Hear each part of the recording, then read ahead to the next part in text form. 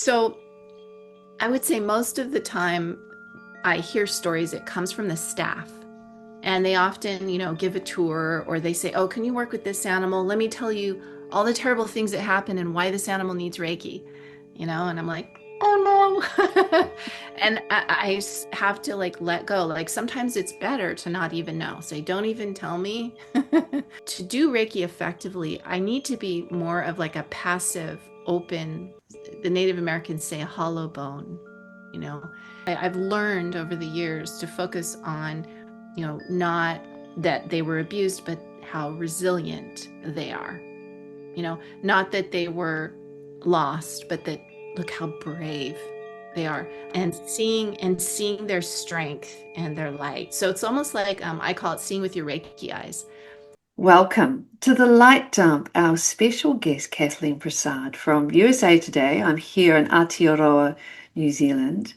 And thank you so much, Kathleen, for saying yes to this interview. I really appreciate it, and it's been quite short notice too. So Oh, thank you. I'm so happy to be here. Thank you so much for having me. Well, I'm going to introduce you now to people who don't know you, and it is our first time meeting, in fact. And you, Kathleen, are the founder of the Animal Reiki Source and creator of the only one of its kind Let Animals Lead method. You're the president of the shelter, animal shelter Reiki Sara, and you've been a practitioner of Reiki for over 22 years now. And you're teaching and sharing the benefits of Reiki meditation for animals and their caregivers. Now, the Let Animals Lead method represents the world's first specialized, intensive, and professional curriculum in animal Reiki. Now, I'm just going to give a little backdrop here for everyone as to how we got together for this chat. So, a couple of weeks ago, I reached out to animal communicator Faye Rogers, who's here in New Zealand, someone I absolutely trust.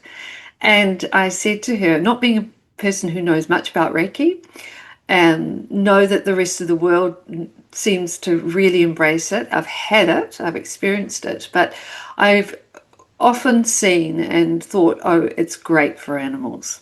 So I reached out to Faye and said, could you tell me who would be a really good person, a Reiki master who works with people and animals? And she said, well, to be really honest with you, a lot of animals don't like it. And I was really shocked. I just assumed, right? Like a lot of people do, I think. They just assumed that because it was loving, because, it's coming from a really good place, that we could throw our hands over or on animals and heal them, whether that be an injury or emotional needs, whatever it was. But she said, no, it's not really the case. And so I totally trust Faye and went diving into, okay, so what is out there for this? And here we are with you. And I'm really happy because I think there are a lot of people, practitioners as well, who don't quite see that it in fact does need to be a little bit different for animals. And I'd like you to describe Reiki for us, for those who don't know what it is, and what the practice differences are for working on animals as compared to humans. Wow, great questions. Thank you. And I think that's so interesting and lovely that the way that you found me. And I think that the way that I found Animal Reiki was in the way that I practice it now was also a surprise because I also had the same feeling as you. I thought all animals love Reiki and then some of them didn't. And I'm like, wait, what's going on here? And so I went through that same kind of confusion and then trying to figure things out. And that's how the Let Animals Lead method evolved. I started this in 1998. And I first learned Reiki as a self-healing practice. And that's probably how most of your listeners might know it is for humans and perhaps something that you learn for your own self-healing Or you might go and get a session for yourself if you're not feeling well. I love to go get Reiki sessions for myself. So Reiki is actually from Japan. It's a Japanese sort of therapy, and for humans, it's very touch-based. And so you would normally lay on a massage table, and then the practitioner would do different hand positions, or usually kind of around your chakras, but then also a little bit perhaps off the body. Sometimes they do positions in your arms, your legs, so it really depends on the practitioner. It's very intuitive based, and every session looks different for people. But the idea is that Reiki, it means spiritual energy, and Rei, ki, spirit, energy, Reiki, spiritual energy.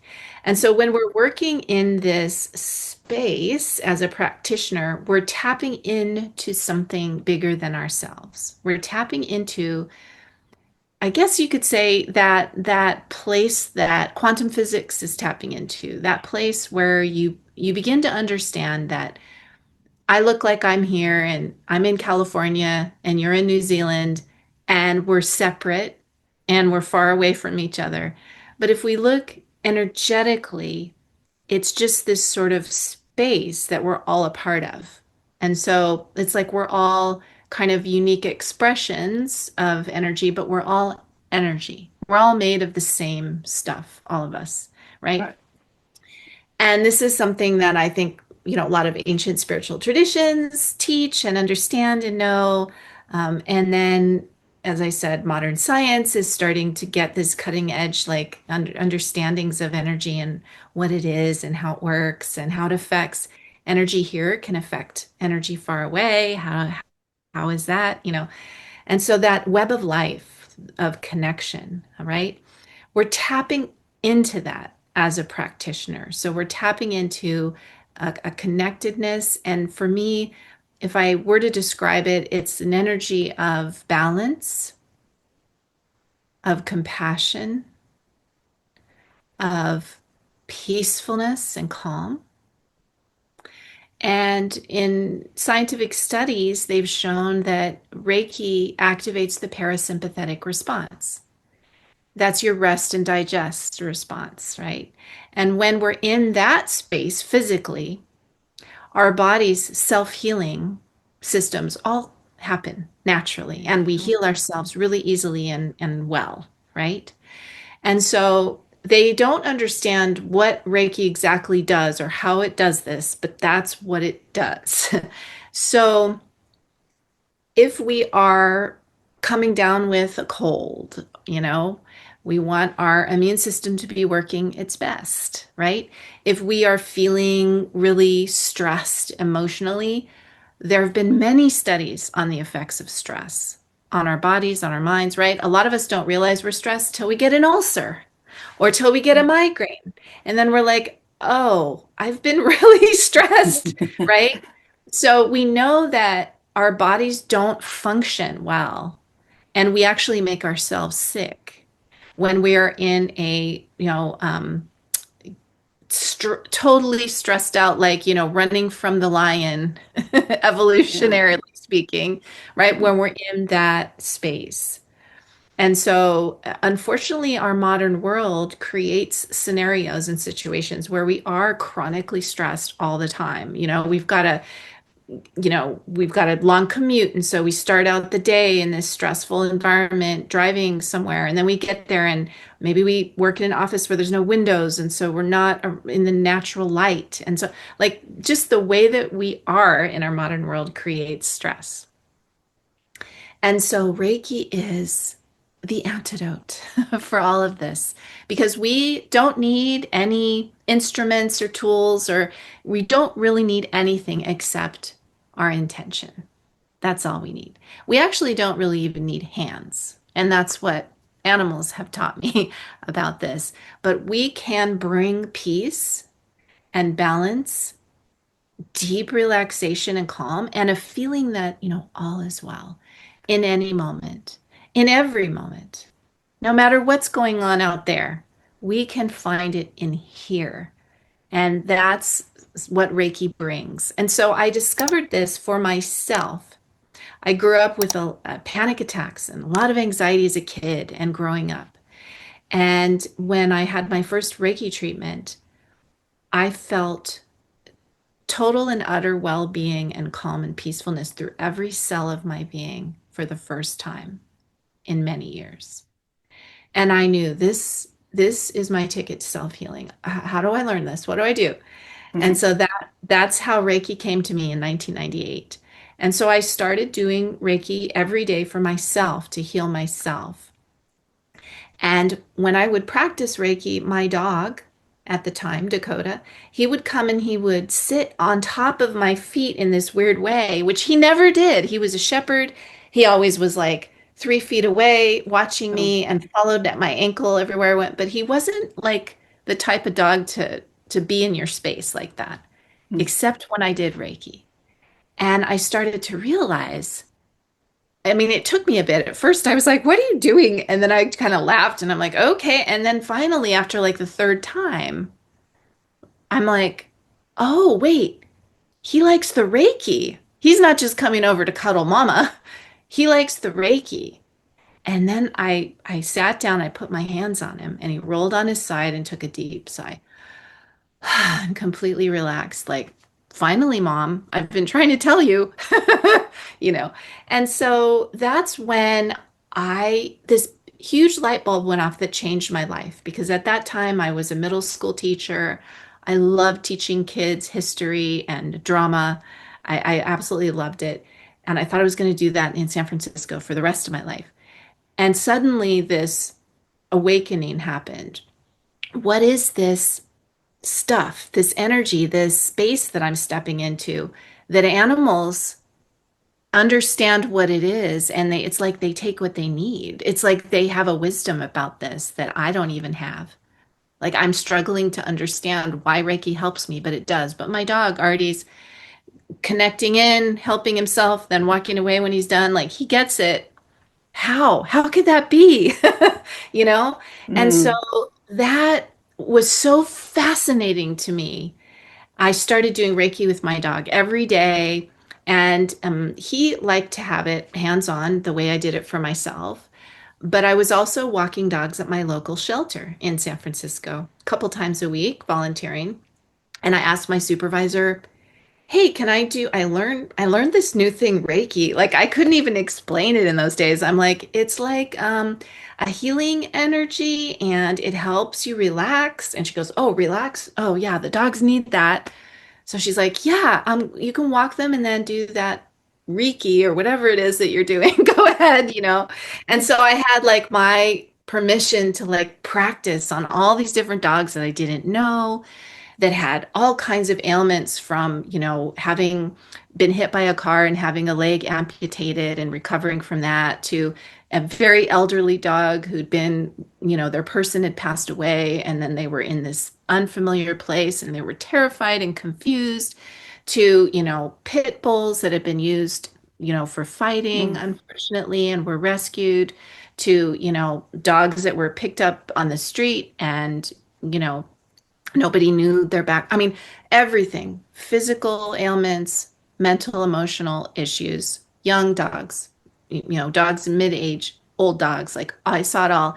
And I started to just see what would happen if I just offered Reiki like I did to my dog. And some dogs were very open to it, and other dogs ran away from my hands because guess what? Hands aren't safe for all dogs. Mm. For some dogs, hands have been used for bad things. Mm. Humans aren't to be trusted. And so I found myself in this kind of situation where I was like, I know this can help them relax. They're so stressed, and it can help them heal if they're having any kind of physical, emotional issue, but they don't want it because they don't trust me. What happens if I let go of my hands? What happens if I sit outside their kennel? What happens if I go inward in a meditative space and sort of radiate this energy of calm and peacefulness and then just invite them to come into the space or not? What happens if I just be Reiki? would they get it? Would that be enough? Because I don't think it's enough for people. If you came to me and you're like, oh, I want to have a Reiki session, and I sat you down on one side of the room and I sat on the other side, and I'm like, okay.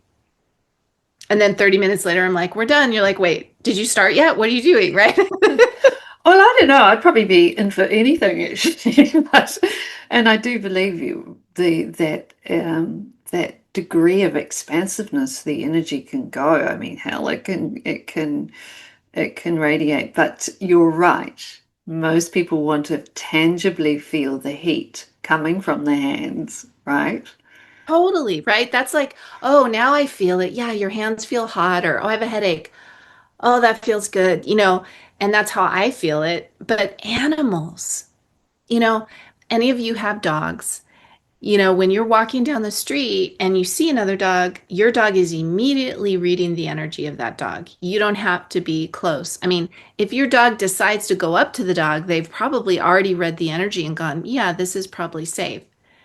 But they figure out, I know my dog decides people that he likes from way far away and people that he just goes, mm-mm. And I always trust my dog. If he doesn't like a person, I'm like, there's something wrong with that person.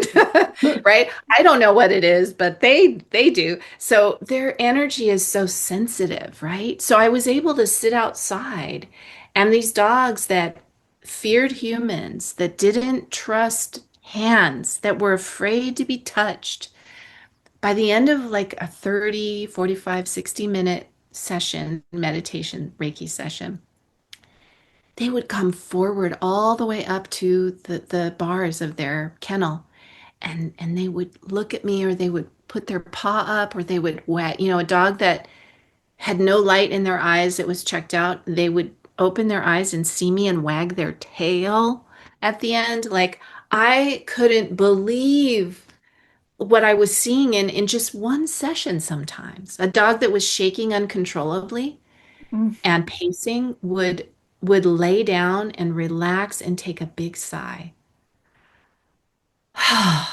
And I mean, even the people in the shelter, the staff couldn't believe, what they were seeing. There were times when they thought the dog had died because he was so hyper and spinning and barking and crying, and he laid down flat and was out cold. They came running over, and then they'd see me and go, oh, oh, okay. And they started to laugh about it and think it was funny because the transformation was so huge. So they started to say, can you work with this dog, that dog?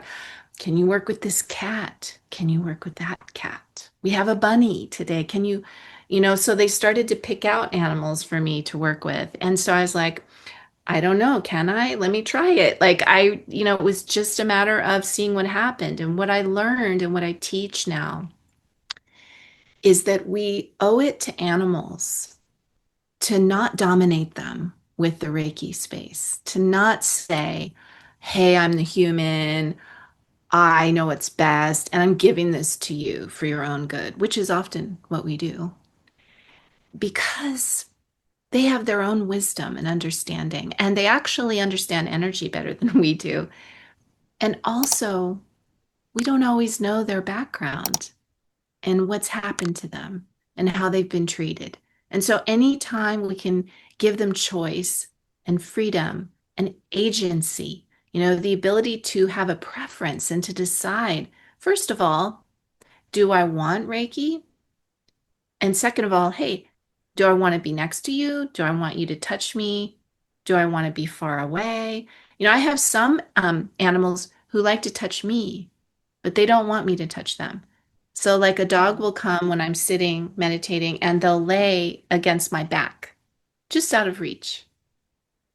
And that's how they want to connect. And so it was very humbling because I had to learn how to let go of like what I thought a Reiki treatment was, and I'm the practitioner and I'm doing the treatment, and instead say, I trust this horse or this, cat or whoever I'm working with. I trust this animal to connect in the ways that are best for them and their healing. And I trust the timing of this. Maybe I only have 30 minutes today, but maybe they need more than that to heal, and that's okay. I don't have to rush. I don't have to control like what's happening during the session or even the outcome. I've learned so much to just really trust and surrender to that space of connection and light that I was talking about at the beginning, that spiritual energy that knows more than I do, that is bigger than I am. I'm only seeing this little kind of piece. And so just really surrendering to that and just seeing myself as holding space. So, animal Reiki for animals means you let go of hands.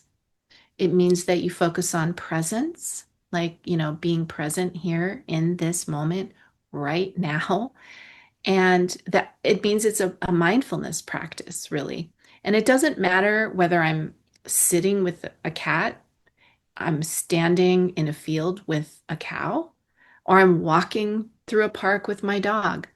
It's not what is going on with my body that matters. It's where my head and heart is at. That's what animals respond to. So I have to let go of the form, if that makes sense, Mm. and think more about the the way I'm showing up for the animals. That's what matters. And I realized, as I let go of my hands and learned to sit more and more, I noticed the animals also could read my thought energy. So for a lot of animals, when you're working with shelter, rescued animals in sanctuaries, there's a lot of terrible stories Mm. that come along with those animals. The calf that fell off the slaughter truck and, somehow somebody, a neighbor saw him and brought him to a sanctuary and had never had kindness and has broken bones and, all that kind of stuff. So often they would tell me this story, and then I would be offering Reiki to this calf with this story of horror and cruelty going through my mind. And it really affected my energy. And so I noticed that some animals would not want to connect with me and they would leave. They would leave the space and not want to be with me. And I started to say, well, I know that they would love to have Reiki because Reiki is peace and love and compassion and light and healing. Why don't they want to connect? Wait, is it me? Yeah, Yeah. it's you, Kathleen. It's you. So I learned that I have to focus on the light. I have to let go of what's wrong, let go of the past, because actually that takes me out of the present moment. Let go of all that, let go of the story, and be here in this moment in a space of gratitude. I'm so grateful to be here in this moment. You're safe, you're loved. And my favorite affirmation is all is well. All is well.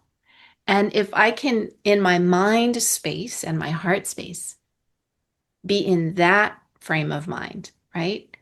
Then the animals really connect. They really feel safe, you know? Almost So for magnetizes them, doesn't it? It's interesting. Yeah. Yeah. I feel like you're saying you need to clean up your garden before you invite them into play, you know, first. Yeah. And it's a really, and I mean, this is a big topic because so much of what you're talking about here actually is true of people as well, you know. Um, and it makes so much sense to me that animals are more sensitive to the energy. They know, they know what we are thinking and what we are feeling. So, of course. And when you said you'd be told these stories, I'm presuming that you're being told these stories by the rescue center, or was it the animals?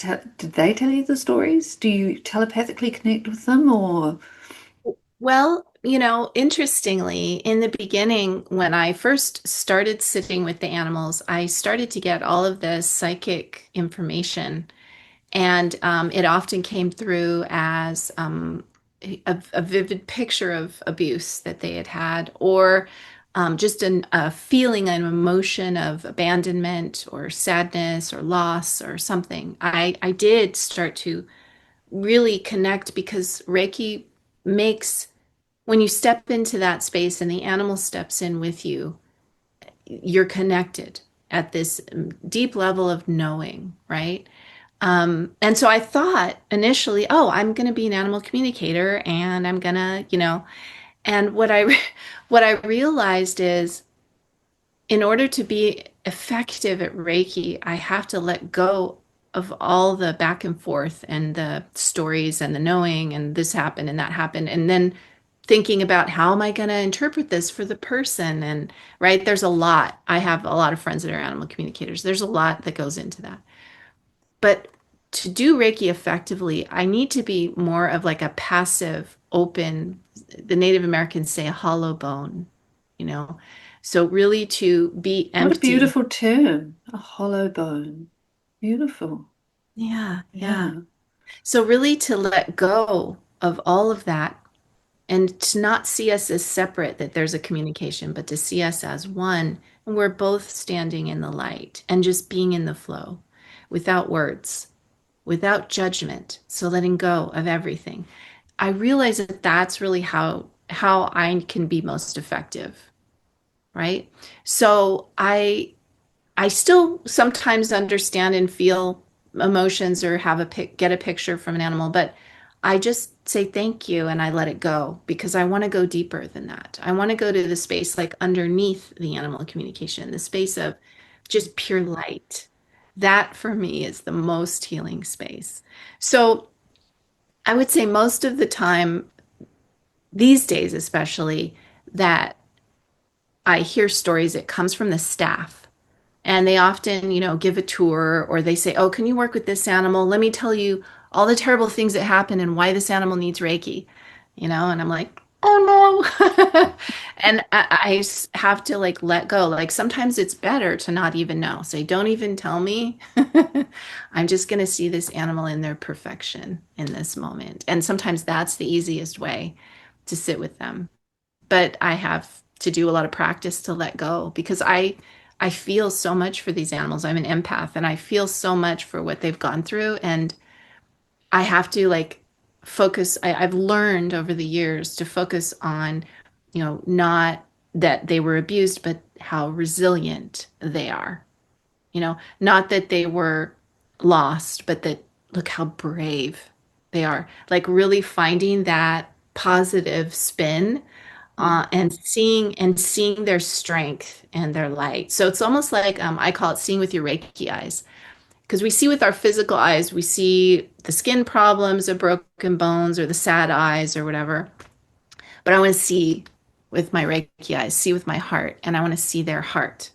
So when I look at them, I just see them as this beautiful light, and then that helps kind of clear everything out. And then I can just sit and be with them in that beautiful space. And then that's where you really see even animals that don't trust people, that don't know how to connect, or that have gone through something, be able to transcend it and heal and just show their beautiful true self. It's really beautiful. Kathleen, do they really heal in the sense that that they really truly do let go? Have you seen that? Give us some examples of some gorgeous things that you've seen Yeah. happen. One of the most dramatic healings that I ever witnessed was incredible. I was at the shelter and they asked me to work with the dog that had come in like maybe 3 or 4 days earlier. And it was a pit bull. And I don't remember the story, but he was terrified, absolutely terrified. He walked like a lizard. So he walked with his belly literally on the ground like this. He was shaking, uncontrollably shaking, and was panting. Like, when they put their lips back and they're just panting uncontrollably. And he had been like that for 3 or 4 days. Ever since he'd come in, he'd been like that. And they were really worried and they were trying to help and connect. And he didn't want anything to do with anybody. And he was like in another space. Like he almost couldn't see where he was. Yeah.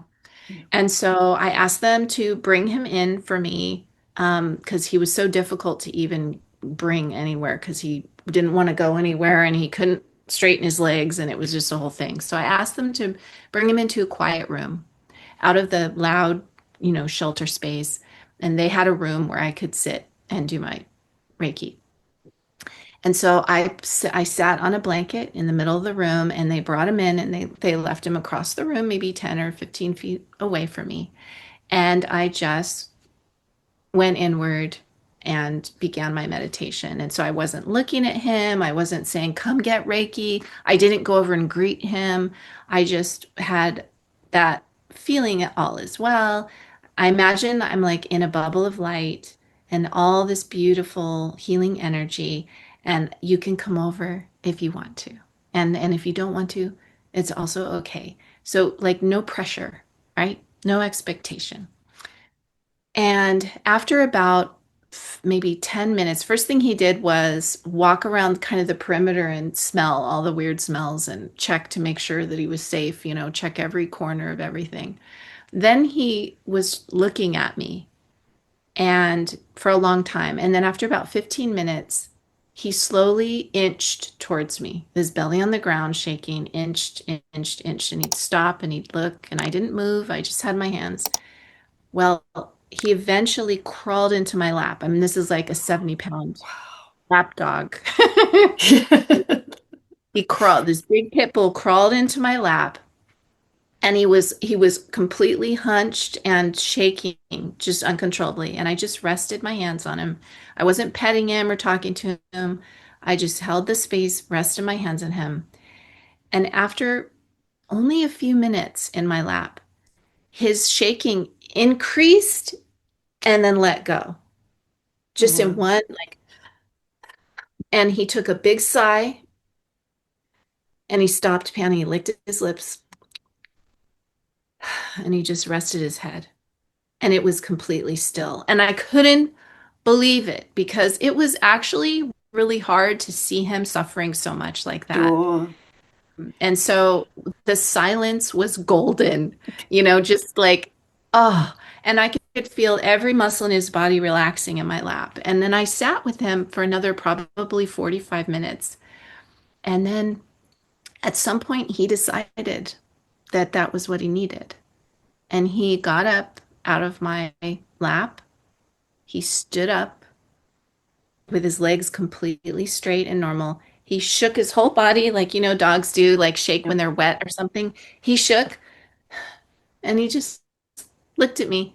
And I'm like, oh, okay, we're done. So I clipped on the leash and I walked him down to the director's office. And I said, okay, he's done. And she went, wait, where's the dog that I brought to you? And I'm like, yeah, right. And she's like, well, let's keep him in my office for the day because I don't want to put him back in the loud kennel, but he's made such good progress. But that one session, and you could see him as his true self by the end of it. It was incredible.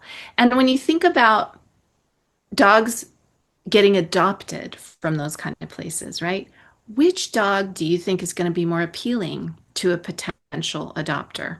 The one that is crawling around, panting and completely hysterical, or the one that is relaxed and showing who he is? You look in their eyes and you see their little sparkle, right?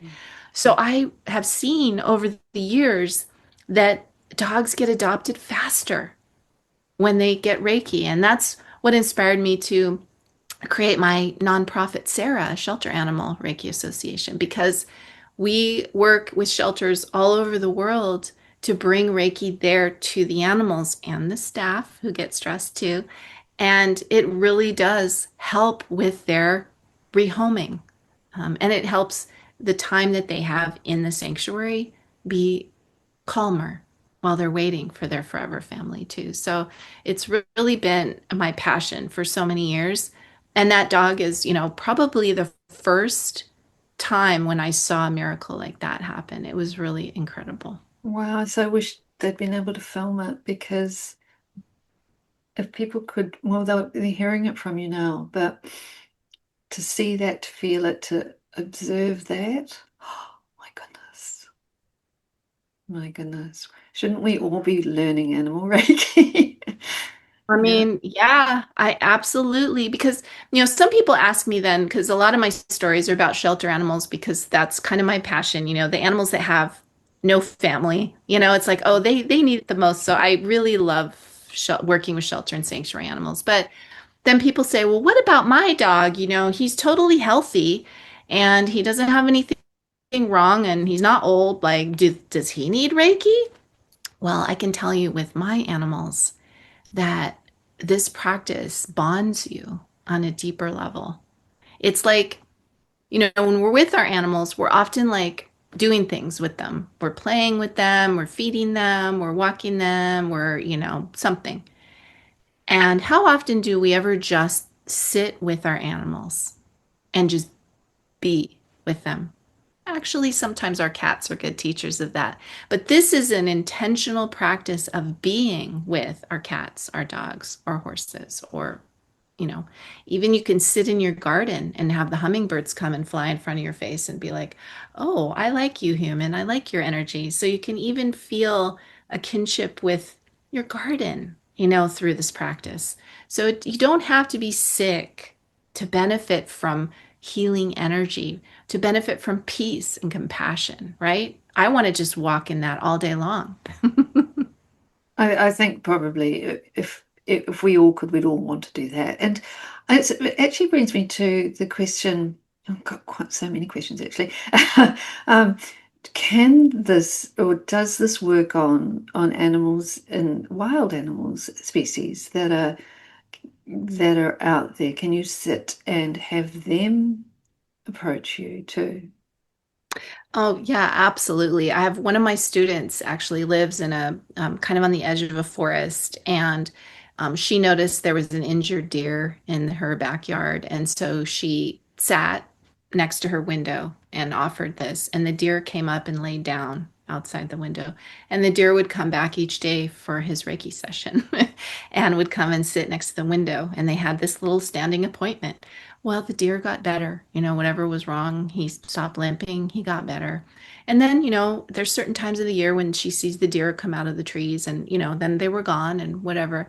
Well, the next year, she was looking for him. She wondered if he'd come back. And one day he came through the trees and there he was. And he had a friend with him who was injured.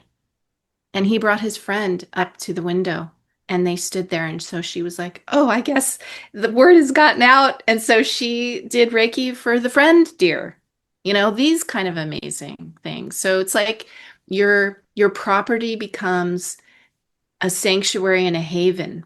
This happened to me just, maybe about 6 months ago. We have coyotes in my neighborhood. We see them, occasionally. Well, one day I was working at the table near my front window that looks out over the street that goes by my house. And I was working at my laptop and then I was like, I just had a feeling and I stood up and I looked out the window and there was a coyote standing in my driveway looking up at the window where I was. And I was like, what's going on? And I looked at him and he something was wrong. I think he'd been hit by a car. He was in a lot of pain. He could barely walk. And so I stopped what I was doing and I offered Reiki and he curled up and just slept right there. I was not outside. I stayed inside and everything, but it was amazing to see he came and he asked. How did he know? I don't know. They just do. Another time we have these little mice. They're called voles. I don't know if you have them there. No, we don't, but I know exactly what you mean. Oh Yeah. yeah, they're mice with kind of a little pointy face and they dig under the grass and stuff. They're really cute, but people here don't like them because they ruin their lawns or whatever. So I think this one had been poisoned. But anyway, I came home from wherever with my daughter and there was a vole, a sick vole tremoring, standing by my front door, waiting for us. And so again, I always have this happen so often. I just have to stop what I'm doing. And my daughter knows by now, okay, Reiki, another wild animal needs Reiki. So it was great. I just sat down about 10 feet away so I wouldn't scare him. And my daughter went in and got water in a little shallow saucer and brought it out and laid it kind of, a couple feet away from him. And he just sat there and he was like tremoring and his nose kept hitting the ground. And I just thought, oh, I think he might pass. Like, I'm not really sure what's going to happen here. And then after about half an hour, he decided, oh, I'm done with my Reiki session. And he opened his eyes and he looked around and he walked over and he drank a ton of water from the little thing that my daughter had brought. And then he went over and kind of hid beneath some ivy and was resting. And I said, well, let's just leave him alone. I think I think he's going to get better. And then, later we came out and he was gone and I don't really know what happened, but those kind of things happen, fairly frequently to me. So, Wow. you know. Wow. Wow. If that's not a confirmation that we're all connected, I don't know what is, you know, really Well, and it unbelievable. kind of it's made me realize the sacredness of all life and realize that, we all want to live. We all love our life and we all want to live and be free to be ourselves. From, the spider that got stuck in our house, to the elephant who's, wanting to be free in his habitat, and it's so hard right now for animals in the world because of how humans encroach on their space. And as a society we've decided these animals are worthy, these aren't. Like, for example, our dogs are deserving of veterinary care and the best food and everything. And the coyote that came up to my house who was so sick, I called our local animal control to let them know, is there anything we can do? And they said, oh, they're considered pests. And so we don't do anything to help them. And so, if he's going to die, he'll just die. We don't. So looks like my dog, same size as my dog, is a canid, like my dog. I mean, but our society decided, oh, that's a pest. So it's your eyes really open up to these kind of moral dilemmas that our society has created around the animal kingdom. And it makes you want to just live a kinder life and be more compassionate to all beings. It's really changed me so much as a person. Because you see the animals for this understanding and sharing and connection. Like, we speak this language of energy together. You're just like me, you're just in a different kind of body. And so how can it not change you? I'd even hazard a guess that it extends to the plant life, to trees, plants. Amazing. It's so beautiful. And thank you, Dakota, for getting your mum into this in a big way. That's so fantastic. What a lovely dog. Do you think that animals are Reiki healers too? 100%. I mean, it's like our natural ability to heal, ourselves and others. I mean, as human beings, we see it, if when we fall down when we're little and we scrape our knee, what do? Put our hands over our knee. And then as we grow up and somebody's hurt or needs comfort, what do? We put our arms around them. It's like our natural reaction to be a healer. It's really who we are. I mean, if we're not in that space, we've gone astray. But I believe it's our natural gift, and children especially are, so open to this. Well, I've had the opportunity to see this with animals. I was lucky enough to teach Reiki for many years at a local sanctuary, which now has closed because the owners retired. But it was for many years called Brighthaven, and they were a animal sanctuary for special needs and hospice animals. And so the animals came there to die, but then often they lived because they got so much love and light and energy. Um, but what we would see there, which was so incredible, they had many, many cats that lived there over the years, and over 600 animals came Wow. and went there, for their final journey while I was there with them for about 13 years. And what would happen is animals would get close to their dying. So they do natural dying there. So they let the animals kind of find their own way. And what would happen is when a cat would be nearing transition, maybe a week or so from when they were going to pass, a whole group of cats would come and start holding vigil with them and would sit around them. So the cat would be in the middle and their little team, their hospice team would come and they would only leave to eat or drink, but they would stay there with them until they passed. And it happened with the dogs. There was one German Shepherd who came there who was afraid of cats. And then when she was in hospice, the cats all came and surrounded her and licked her face and licked her fur and just held space with her while she passed. It was incredible to see. I mean, I don't think I would have ever been able to see that because we do euthanasia so often for our animals, right? So I was just very lucky to be part of Brighthaven. And they do now online education programs in hospice and senior care for animals. If anyone's interested, you can look them up. But um, to be able to see what animals do for each other in the transition space is pretty incredible. How do they know? How do they know how to do that? I don't know how to do that. I have to take a class if I'm going to sit with somebody while they're dying. I don't know what to do. Animals are like, I got you. I know what to do. I think you would know what to do. It's interesting. I work with NODA, No One Dies Alone, and actually it's really interesting. I think we do know. We just have to remember and connect back with that ability, if you like. It's there. Um, Such a wonderful, wonderful thing. Do you have to be a Reiki healer with humans first to become a Reiki healer for animals? No. I was because in those days there were no animal Reiki classes. There was no animal Reiki. In fact, one of my Reiki teachers told me, I told her I just want to do animals. She went, that's not a thing. You can't do that. So it's changed a lot in 27 years. Now there's animal Reiki everywhere, which is great.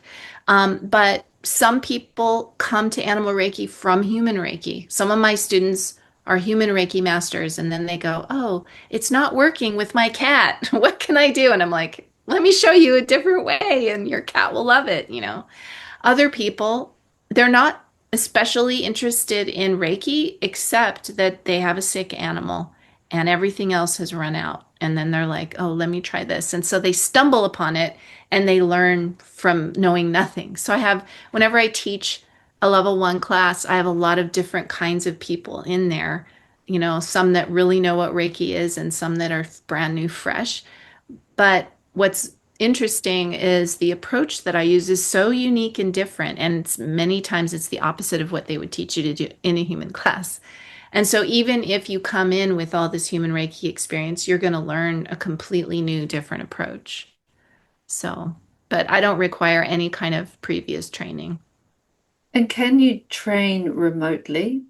Like, can I be in New Zealand training with you in the US? Yeah. I do all my classes online right now. I used to travel a lot pre-pandemic. For about 10 years, I traveled. I actually taught a class in Australia in 2015, years ago. And I used to teach classes in England like every other year or so for about 10, 12 years. But I haven't been there for a few years. I found it to be a bit tiring to take 2 or 3 international trips a year and domestic trips all over the US every month. It's exhausting. So Sure, I've sure. I've retreated more into the online space now because I find it to be the great thing about online training is I space it out over 8 weeks. So you have 2 months to let everything develop and to practice and to ask questions. Whereas if I go in person, it's over a weekend. Right. So it's like, you get 2 full days and then you go home and you go, wait, what did she say? Or, oh, you know. And so to have those 2 months, I've seen a real depth in understanding from my students. And so I kind of prefer it because I can just do it over a longer period of time. And we learn more when we let it sink in. And we have time to go trial and error. Let me try this. That didn't work. Let me try that. Or I don't believe this could work. And then you do it for 5 days and you get a reaction. You're like, it worked. I can't believe it. I have that a lot too. It's like, I thought I wasn't gifted and I couldn't do this. And then, 6 days later, their dog lays down and goes, oh, and they're like, I got a response. Yes. So, those kind of things take time. So I love teaching online. So I teach all three levels online. And presumably too, you can do remote healing, is particularly with this because we're not talking about hands-on here. Is that And correct? and yes, and we often hear about distant healing with Mm, Reiki. You learn that, but a more Japanese way of looking at it is connection healing. So rather than I'm learning how to beam healing from here to New Zealand, mm, instead I'm going inward to that space of oneness and remembering we're all connected already and everything I need is here already. right. And so that's connection healing. Right, so it's And it's eliminating the disconnection. I've got it. Yeah, yeah, yeah, yeah. yes, Totally. Yeah, yes. yeah. So yeah, and it takes practice because we have to sort of transcend our, logical thinking brain and all that. So it takes some practice. But Reiki has some great tools to help us to sort of step into that. It's a meditative space, really. It's a more expanded consciousness and that you step into in some of these Reiki practices. Um, you can tell I'm quite keen. Yeah. It's like, uh, I'm so excited by this. I'm really, really so happy I've met you because this feels like something people really need to know about, actually, um, when working with our animal and let's say plant kingdom, with all species. Everyone and everything, Yeah, all 100%. Just life. Yeah. all life, and even the stones, the rivers, the sun and the moon, everything is part of this same energy. Even if it's not alive in the way that we think, we can still connect. Like those of you who love to do crystals, right?